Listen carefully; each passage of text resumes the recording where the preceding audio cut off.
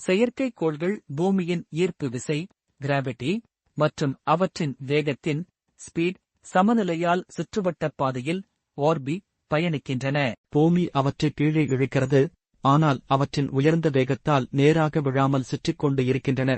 செயற்கைக்கோள்கள் முதலில் ராக்கெட் மூலம் விண்வெளிக்கு அனுப்பப்படுகின்றன. ராக்கெட்டுகள் நிலவுக்கு செல்ல மணிக்கு 25,000 மைல், ஒரு மணி நேரத்திற்கு 40,000 கிலோமீட்டர் வேகத்தில் பாய்ந்து பூமியின் ஈர்ப்பு விசையை மீறுகின்றன. செயற்கைக்கோள்கள் நிலையான சுற்றுவட்டப் பாதையை அடைய குறிப்பிட்ட வேகத்தில் செல்ல வேண்டும். சுற்றுவட்டப் பாதை வேகம் குறைந்த உயரத்தில் லோ எர்த் ஆர்பிட் செயற்கைக்கோள்கள் மணிக்கு 17,000 மைல், ஒரு மணி நேரத்திற்கு 27,000 கிலோமீட்டர் வேகத்தில் பயணிக்கின்றன.